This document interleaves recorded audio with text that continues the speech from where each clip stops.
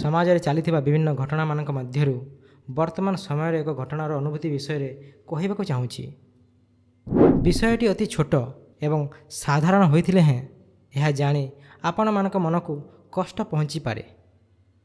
କାହିଁକି ଛୋଟ ଗ୍ରାମୀଣ ପରିବେଶରେ ରହୁଥିବା ପରିବାରର ସଦସ୍ୟମାନେ ମଧ୍ୟ ବେକାର ଏବଂ ଅଶ୍ଳୀଳ ରିଲ୍ ଅଥବା ସର୍ଟସ୍ ବନାଉଛନ୍ତି। ଗ୍ରାମୀଣ ଅଞ୍ଚଳରେ ସମ୍ମାନିତ ପରିବାରର ଅନ୍ତର୍ଭୁକ୍ତ ହୋଇଥିଲେ ମଧ୍ୟ ସେମାନେ ଏପରି କରିବା ପାଇଁ କାହିଁକି ପ୍ରଲୋଭିତ ହେଉଛନ୍ତି? ଭୁବନେଶ୍ୱରରେ ପଢ଼ୁଥିବା ସମୟରେ ସନ୍ଧ୍ୟାକାଳୀନ ଖଟି କରିବା ପାଇଁ ମୁଁ କିଡ୍ ସ୍କୋୟାରରେ ଗୋଟିଏ ଚା ଦୋକାନରେ ବସି ଅଜଣା ଲୋକଙ୍କ କଥାବାର୍ତ୍ତା ଶୁଣୁଥିଲି। ସମାଜରେ ଚାଲିଥିବା ବିଭିନ୍ନ ଧରଣର ନୂତନ ଚଳନ ବିଷୟରେ ଅବଗତ ହେଉଥିଲି। Social media, reels, fashion, Instagram ଆଦି ସାଧାରଣ ଲୋକଙ୍କ ଜୀବନକୁ କେମିତି ପ୍ରଭାବ ପକାଉଛି ସେ ବିଷୟରେ ମଧ୍ୟ ଶୁଣିବାକୁ ପାଉଥିଲି।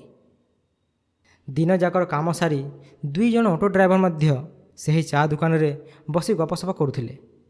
କଥାବାର୍ତ୍ତା ଶୁଣି ଜାଣିପାରିଲି କି ଜଣଙ୍କ ନାମ ପୁରୁଷୋତ୍ତମ ଏବଂ ଅନ୍ୟ ଜଣଙ୍କ ନାମ ଯଶୋବନ୍ତ।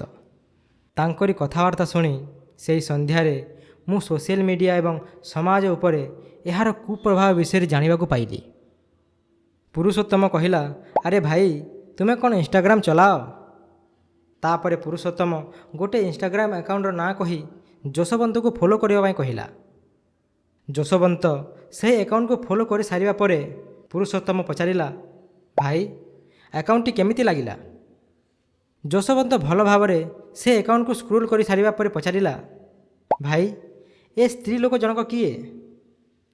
ପୁରୁଷୋତ୍ତମ କହିଲା, ଇଏ ମୋ ସ୍ତ୍ରୀ, ଗାଁରେ ରୁହେ, ଘରେ ରହି ରିଲ୍ସ କରେ। ରିଲ୍ସରେ ସ୍ତ୍ରୀ ଲୋକଟି ଘର ଅଗଣାକୁ ସଫା କରୁଥିବାର ଦେଖାଯାଉଥାଏ।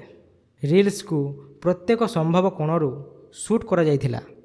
କେତେବେଳେ କ୍ୟାମେରା ଉପରୁ ରେକର୍ଡ଼ିଂ କରୁଛି, କେତେବେଳେ ସାମ୍ନାରୁ ଏବଂ କେତେବେଳେ ତଳ ଆଡ଼ୁ। ପ୍ରତ୍ୟେକ ରିଲ୍ସ ମାନଙ୍କରେ 1000 ପାର ଭ୍ୟୁଜ୍, ଏପରିକି ଲକ୍ଷ ଲକ୍ଷ ମଧ୍ୟ ଯାଉଛି। ଆକାଉଣ୍ଟରେ ଫଲୋଅର୍ସ ସଂଖ୍ୟା 20,000। ପ୍ରତ୍ୟେକ ରିଲ୍ସ କମେଣ୍ଟସରେ ଭରପୁର। ଭାଉଜ ଖୁବ୍ ସୁନ୍ଦର ଲାଗୁଛନ୍ତି, ଆଉ ଟିକିଏ ଜୁମ୍ କର, ଆରଥରକୁ ଟିକିଏ ପାଖରୁ ଭିଡ଼ିଓ କରନ୍ତୁ, ଇତ୍ୟାଦି ଇତ୍ୟାଦି।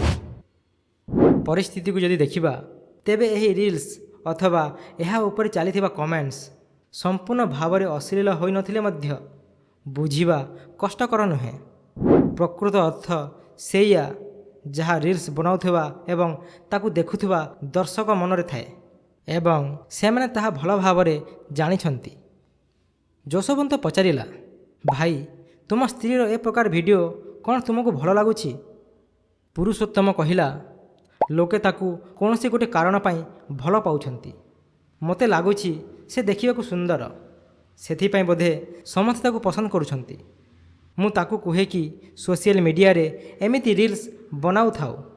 ସେ ଭଲ ଦେଖାଯାଉଛି ଏବଂ ଲୋକେ ତାକୁ ପସନ୍ଦ କରୁଛନ୍ତି। ସୋସିଆଲ ମିଡ଼ିଆରେ କନସିଷ୍ଟେନ୍ସି ଅତି ଜରୁରୀ।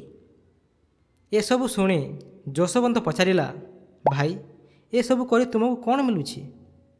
ପୁରୁଷୋତ୍ତମ ଏବେ ଯଶୋବନ୍ତକୁ ବୁଝାଇବା ଆରମ୍ଭ କରିଦେଲା। ସେ କହିଲା, ଭାଇ, ଲାଗୁଛି ତୁମେ ସୋସିଆଲ ମିଡ଼ିଆ, ଇନଷ୍ଟାଗ୍ରାମ ବିଷୟରେ କିଛି ଜାଣିନାହଁ। ଖାଲି ଫୋନ୍ ଧରିଥିଲେ ଅଥବା ଅଟୋ ଚଲାଉଥିଲେ କ'ଣ ଲାଭ? ଟିକେ ବାହାର ଦୁନିଆ ଦେଖ। ସୋସିଆଲ ମିଡ଼ିଆ, ଇନଷ୍ଟାଗ୍ରାମରେ ରିଲ୍ ବନେଇ ଆଜିକାଲି ଲୋକେ ଲକ୍ଷ ଲକ୍ଷ କୋଟି କୋଟି ଟଙ୍କା ଇନକମ୍ କରୁଛନ୍ତି।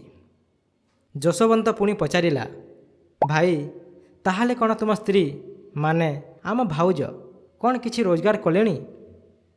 ପୁରୁଷୋତ୍ତମ କହିଲା, ନା, ଏବେ ସେମିତି କିଛି ହେଇନି, ହେଲେ ଥରେ ଭ୍ୟୁଜ୍ ଲକ୍ଷ ପାର ହେଇଯାଉ, ତାପରେ ପଇସା ଆସିବ। ବହୁତ ଲୋକଙ୍କର ଆସୁଛି। ପୁରୁଷୋତ୍ତମ କାଳେ ଖରାପ ଭାବିବ କହି ଯଶୋବନ୍ତ ସଂକୋଚରେ ପଚାରିଲା, ଭାଇ, ଗୋଟେ କଥା ପଚାରିବି, କିଛି ଖରାପ ଭାବିବ ନାହିଁ। ଭାଉଜ ଏମିତି କରୁଛନ୍ତି, ମାନେ ତୁମ ସ୍ତ୍ରୀ ଏମିତି କରୁଛି, ତୁମକୁ ଅନୁଚିତ ଲାଗୁନି? ମାନେ ଅଜଣା ଲୋକ ତୁମ ସ୍ତ୍ରୀକୁ କିଏ କେଉଁ ଅଶ୍ଳୀଳ ନଜରରେ ଦେଖୁଥିବ, ତୁମକୁ ଖରାପ ଲାଗୁନି? ପୁରୁଷୋତ୍ତମ ହସି ହସି କହିଲା, ଆରେ ଭାଇ, ଫିଲ୍ମ ଷ୍ଟାରମାନଙ୍କୁ ମଧ୍ୟ ଲୋକେ ଅଶ୍ଳୀଳ ନଜରରେ ଦେଖନ୍ତି। ତାପରେ ମଧ୍ୟ ସେମାନଙ୍କୁ ବଡ଼ ଷ୍ଟାର କୁହନ୍ତି। ଦୂରରେ ଥାଇ ଯଦି କୌଣସି ବ୍ୟକ୍ତି ତା ଫୋନ୍ରେ ମୋ ସ୍ତ୍ରୀକୁ ଅଶ୍ଳୀଳ ନଜରରେ ଦେଖୁଛି, ତେବେ ସେଥିରୁ କ'ଣ ହୋଇଗଲା? ଯଦି ମୋ ସ୍ତ୍ରୀ ଘରେ ବସି ମୋଠୁ କେଇ ଗୁଣା ଅଧିକରେ କମାଇ ପାରୁଛି, ତେବେ ଏଥିରେ ଅନୁଚିତ କ'ଣ? ଚା' ଦୋକାନରେ ବସି ସେହି ଦୁଇ ଜଣଙ୍କ କଥାବାର୍ତ୍ତା ଶୁଣି ମୁଁ କହିବା ପାଇଁ ଚାହୁଁଥିଲି କି ତା ସ୍ତ୍ରୀ ବହୁତ ଶୀଘ୍ର ଏବେ କୌଣସି ଏକ ଇନ୍ଷ୍ଟାଗ୍ରାମ ଫ୍ୟାନ୍ ସହ ଫେରାର ମାରିବ। କିନ୍ତୁ ଏହା କହିବା ପାଇଁ ମୁଁ ସାହସ ଜୁଟାଇ ପାରିଲି ନାହିଁ। ଆମେ ଭାରତୀୟମାନେ ମଧ୍ୟ ଅତି ବିଚିତ୍ର। ପ୍ରଧାନମନ୍ତ୍ରୀ, କଲେକ୍ଟର, ଟାଟା, ବିର୍ଲା, ଅଦାନୀ, ଅମ୍ବାନୀ, ଏପରିକି ବିଲ୍ ଗେଟ୍ସ ଏବଂ ଜେଫ୍ ବେଜୋସକୁ ମଧ୍ୟ ଗାଲି କରିଦେବା। ଭୋଟ ପ୍ରଚାର ଏବଂ ଭୋଟ ଦେବା ସମୟରେ ସାମାଜିକ ସ୍ତରରେ ଭ୍ରଷ୍ଟ ଥିବା ପରିବାରକୁ ହିଁ ସମର୍ଥନ କରିବା। ଘରର ଆର୍ଥିକ ସ୍ଥିତି ଯଦି ଖରାପ ଥାଏ, ତେବେ ଏହା ଆଶା କରିବା କି ଘରର ଛୁଆ ନୃତ୍ୟ ପ୍ରତିଯୋଗିତା ଜିତିଯାଉ ଅଥବା କୌଣସି ରିଆଲିଟି ଶୋରେ ଭାଗ ନେଇ ଜିତିଯାଉ। ଏହାପରେ ମଧ୍ୟ ଯଦି କିଛି ନ ହେଲା, ତେବେ ସୋସିଆଲ ମିଡ଼ିଆ ଅଛି ନା, ୟୁଟ୍ୟୁବ୍ ଅଥବା ଇନ୍ଷ୍ଟାଗ୍ରାମରେ ଅଣ୍ଟା ହଲେଇ ଶିଶୁକୁ ସ୍ତନପାନ କରି ଅଥବା ଅଗଣାରେ ପୋଛା ଲଗାଇ ପପୁଲାର ହୋଇଯାଉ। ନିଜର ତଥାକଥିତ ଟ୍ୟାଲେଣ୍ଟ ଦୁନିଆ ଦେଖୁଛି ଏବଂ ଲକ୍ଷ ଲକ୍ଷ ଟଙ୍କା ଘରକୁ ଆସୁଛି। ଏଥିରେ ଅନୁଚିତ କ'ଣ? ଏହା ଭିତରେ ମୋ ଚା ଏବଂ ମନ ଉଭୟ ଥଣ୍ଡା ହୋଇସାରିଥିଲା। ସମାଜର ପତନ ହେବାର ଏସବୁ ଗୋଟେ ଗୋଟେ କାରଣ, ଏହା ମୁଁ ଜାଣିପାରୁଥାଏ। ପାରମ୍ପରିକ ଗ୍ରାମୀଣ ଅଞ୍ଚଳରେ ଜଣେ ପୁରୁଷ କହୁଛି କି ସ୍ତ୍ରୀ ଏବଂ ଛୁଆ ସୋସିଆଲ ମିଡ଼ିଆରେ ଅଶ୍ଳୀଳ କଣ୍ଟେଣ୍ଟ ତିଆରି କରୁଛନ୍ତି ଏବଂ ଏଥିରେ କୌଣସି ଅନୈତିକର ସ୍ପର୍ଶ ନାହିଁ। ଏଭଳି ଅନୈତିକ କାମ ସେ ସ୍ୱୀକାର କରିପାରୁଛି କାରଣ ଫିଲ୍ମ ଷ୍ଟାର ମଧ୍ୟ ଏହା ହିଁ କରୁଛନ୍ତି। ମାସକୁ ମାସ ଟଙ୍କା ମଧ୍ୟ ଆସୁଛି, ସେ କାହିଁକି ହେଲେ ମନା କରିବ?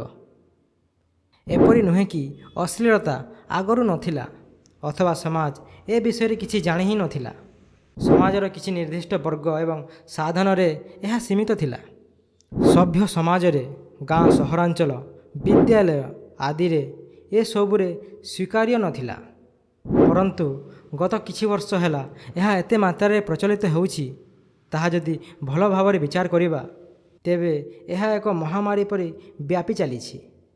ସୋସିଆଲ ମିଡ଼ିଆରେ ଯେତେ ସବୁ ପ୍ଲାଟଫର୍ମ ଅଛି, ଇନ୍ଷ୍ଟାଗ୍ରାମ ହେଉ, ୟୁଟ୍ୟୁବ୍ ହେଉ, ଟିକ୍ଟକ୍, ସ୍ନାପଚାଟ୍, ଏପରି କେତେ ଅଛି। କିଛି ସୋସିଆଲ ମିଡ଼ିଆ ପ୍ଲାଟଫର୍ମର ନାଁ ମୁଁ ମଧ୍ୟ ଜାଣିନଥିବି। ଚା' ପିଇ ସାରି ଥରେ ନିଜ ଫୋନ୍ ଚେକ୍ କଲି। ପରନ୍ତୁ ଏ ସମସ୍ତଙ୍କୁ ନିୟନ୍ତ୍ରଣ କରିବା ପାଇଁ ସରକାର ହେଲେ କ'ଣ କରିପାରିବେ? ସେ ନିଜେ ଚାହୁଁଛନ୍ତି କି ଯେତେ ଅଧିକ ଇଣ୍ଟରନେଟ୍ ଡାଟା ଖର୍ଚ୍ଚ ହେବ, ସେତେ ଅଧିକ ବିଜନେସରେ ପ୍ରଫିଟାବିଲିଟି ବଢ଼ିବ। ଆଉ ତାପରେ ଏ ସମସ୍ତ ଏକାଥରକେ ଆରମ୍ଭ ହୁଏ ନାହିଁ। ଅନେକ ପ୍ରକାର ଆନାଲିସିସ୍ ଏବଂ ଆଲଗୋରିଦମକୁ ନେଇ, ସମାଜରେ ଲୋକଙ୍କ ସୋସିଆଲ ମିଡ଼ିଆ କନଜମ୍ପସନ୍ ପ୍ୟାଟର୍ନକୁ ନେଇ, ପ୍ରକୃତରେ ଲୋକଙ୍କ ଅନ୍ତର୍ନିହିତ ଇଚ୍ଛାକୁ ନେଇ ହୋଇଛି। ଅନେକ ଯୋଜନାବଦ୍ଧ ପ୍ରକ୍ରିୟାରେ ସମାଜକୁ ଏହି ଖାଲରେ ପକାଯାଇଛି। ସମାଜର ପରିଚୟ ତା'ର ନୈତିକ ମୂଲ୍ୟ ଅର୍ଥାତ୍ ମୋରାଲ ଭ୍ୟାଲ୍ୟୁ ଦ୍ୱାରା ନିର୍ଦ୍ଧାରିତ ହୋଇଥାଏ ଏବଂ ଏହି ନୈତିକ ମୂଲ୍ୟର ଝଲକ ସମାଜର ଅନେକ ଅଂଶରେ ଦେଖାଯାଇଥାଏ, ଯଥା ପରିବାର, ବ୍ୟାପାର ଏବଂ ରୋଜଗାର। ପରନ୍ତୁ ଯେବେ ଏହି ନୈତିକ ମୂଲ୍ୟ ପତନ ହୁଏ, ସେହି ସମାଜ ନିଜର ବ୍ୟାପାରରୁ ଧନ ଉପାର୍ଜନ ନ କରି ପରିବାରର ସ୍ତ୍ରୀ ଏବଂ ଛୁଆମାନଙ୍କୁ ବ୍ୟବହାର କରି ବ୍ୟାପାର କରିଥାଏ ଧନ ଉପାର୍ଜନ ପାଇଁ। ତେବେ ସେହି ପରିସ୍ଥିତିରେ ଆମେ ସ୍ୱୟଂ ଅଛେ ନା ନାହିଁ, ଏହାର ନିର୍ଣ୍ଣୟ ଆପଣମାନେ ସ୍ୱୟଂ କରିପାରିବେ। ଚା' ଦୋକାନରେ ସେଦିନ ମୋ ଚା' ସିନା ଥଣ୍ଡା ହୋଇଗଲା, ହେଲେ ସମାଜର ଏଭଳି ଗତି ଦେଖି ମୋ ମୁଣ୍ଡ ଗରମ ହୋଇସାରିଥିଲା।